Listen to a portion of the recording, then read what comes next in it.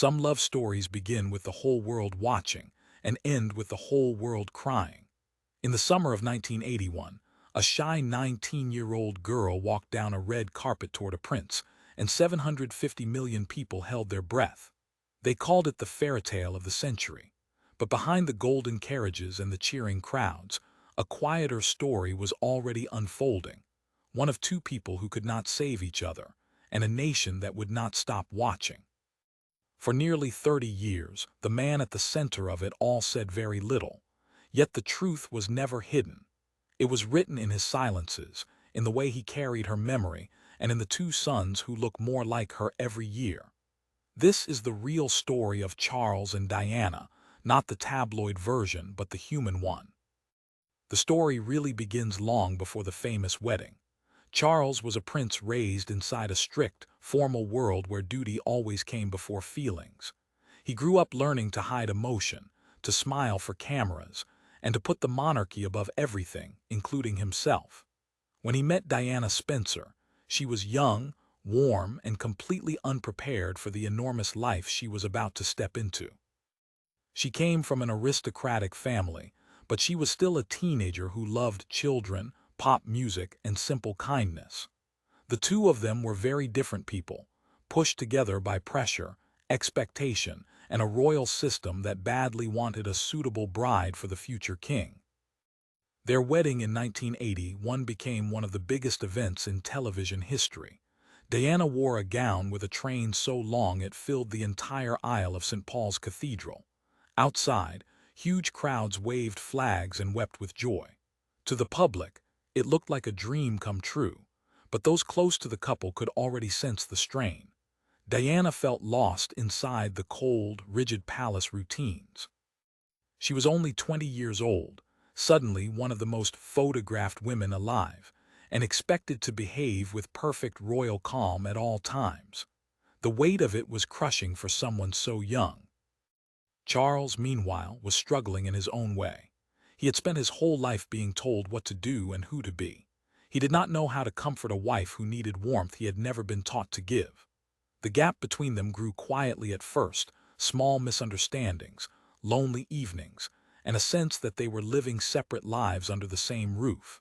Diana began to feel isolated and unheard. The fairy tale the world believed in was, in private, already cracking under enormous pressure. Then came their two sons, William and Harry. For a short time, the children brought real happiness and softened the tension between them. Diana adored being a mother and wanted her boys to grow up feeling loved, not just royal. But even the joy of parenthood could not fully repair what was broken between husband and wife.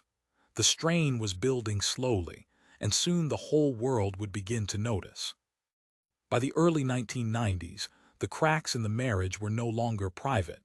The press, which had once celebrated the couple, now hunted every sign of trouble. Photographers followed Diana everywhere. Rumors filled the newspapers.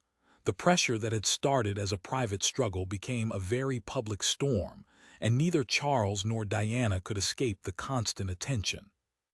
In 1992, the palace announced that the Prince and Princess of Wales were formally separating. For a royal family that valued privacy above almost everything, this was a shocking admission. It meant the fairy tale was officially over in the eyes of the world. People everywhere took sides, and the couple's private pain became a topic of endless discussion at dinner tables across the globe. Then came the interviews that changed everything.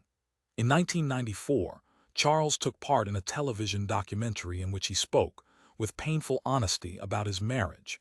He admitted that he had been unfaithful after the relationship had already broken down. It was a rare moment of openness from a man trained his whole life to stay silent, and it made headlines everywhere. For many viewers, it confirmed what they had long suspected, that the marriage had been unhappy for years. Diana responded in her own way. In 1995, she gave a now-famous television interview of her own. Calm but clearly hurt, she spoke about feeling alone, about her struggles, and about the sense that there had always been a third person shadowing the marriage. Her words were quiet but devastating, and they touched millions of people who had never imagined a princess could feel so trapped. Overnight, she became a symbol of honesty and vulnerability inside a cold institution. These two interviews turned a private breakdown into a national conversation.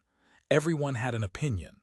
Some felt sympathy for Diana, seeing her as a lonely woman crushed by royal life.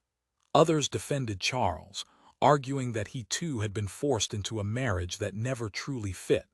The truth, as always, was somewhere in the middle: two people, both wounded, both unable to give the other what they needed.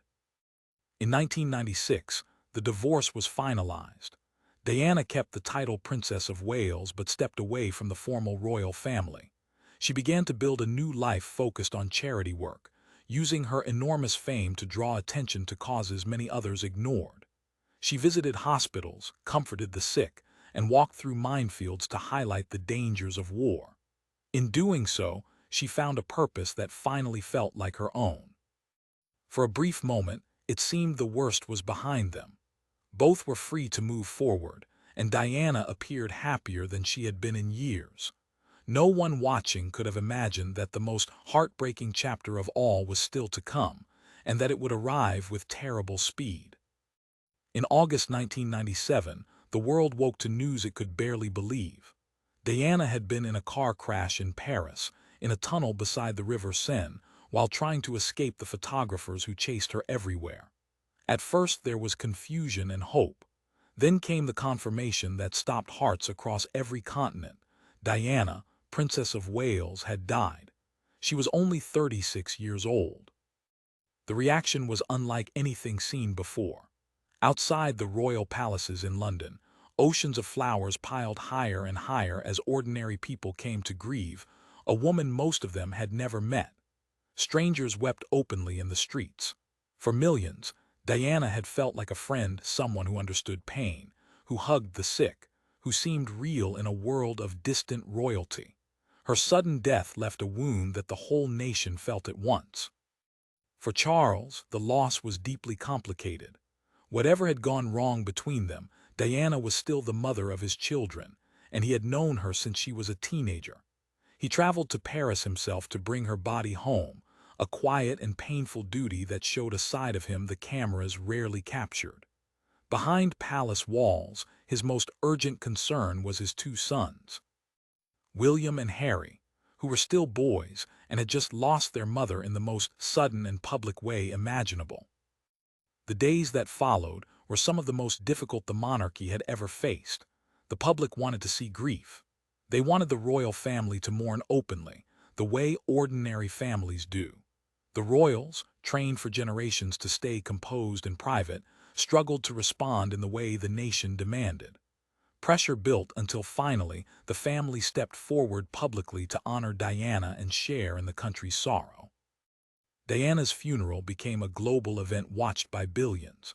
Her coffin was carried slowly through streets lined with silent, weeping crowds. Behind it walked her two young sons, their small figures a heartbreaking sight that no one who saw it ever forgot. Charles walked beside them, a father trying to hold his boys together while carrying his own grief in front of the entire world. It was one of the most emotional scenes in modern royal history. In the years after, Charles focused quietly on raising William and Harry. He tried to protect them from the endless attention and to give them room to grieve in their own way. He rarely spoke publicly about Diana, choosing instead to let his actions speak. Some mistook this quietness for coldness, but those close to him understood it differently. He was a private man from a private world, carrying a loss that was far too personal to hand over to the newspapers that had once tormented them both. His silence was not forgetting, it was something far heavier. As the years passed, the story of Charles and Diana never truly faded. Every anniversary of her death brought fresh tributes, new documentaries, and renewed public affection for the woman known simply as the people's princess. And through it all, Charles carried her memory in his own restrained way, letting time slowly soften a history that had once been so painful and so public. The clearest sign of Diana's lasting influence lives on in her sons. William grew into a steady, dedicated future king, while Harry became known for his openness about grief and mental health, a subject his mother had cared about deeply. Both men have often spoken about how much of who they are comes directly from her. In their kindness, their causes, and their willingness to break royal tradition, people see Diana's spirit continuing through the next generation. Charles, whatever the past held, helped raise the two people who keep her memory most alive. Over the years, Charles has offered rare but heartfelt reflections on Diana's legacy. Rather than reopening old wounds, he has chosen to honor the parts of her the world loved most: her warmth, her devotion to her children, and her remarkable gift for connecting with people who felt forgotten. He has acknowledged how she changed the monarchy by bringing genuine emotion into an institution built on formality. In doing so, he quietly recognized that many of the more human, approachable qualities of the modern royal family can be traced back to her influence. When Charles finally became king, the shadow of Diana was never far away. At major moments in his reign, observers noticed the weight of history in the background, a sense that the woman who had once stood beside him remained part of the royal story, even in her absence. For a man who spent decades saying little, his choices often spoke louder than any statement ever could. He allowed her memory dignity instead of drama, which was perhaps the kindest thing he could offer. Today, public fascination with Diana continues to grow rather than fade. New projects revisiting her life and her own recorded words keep appearing, each one drawing huge attention and reminding the world of how deeply she was loved. Each generation seems to discover her story anew, moved by the same mix of glamour, heartbreak, and honesty that captivated their parents. Diana has become far more than a historical figure. She is a lasting symbol of compassion and quiet courage. In the end, the true story of Charles and Diana is not really about a single dramatic confession or a shocking secret. It is about two very different people caught inside a system bigger than both of them, about a love that could not survive, and about the enduring memory of a woman the world was not ready to lose. It is a story of pressure, sorrow, and eventual peace, and above all, of a legacy carried forward by two sons who will never forget their mother.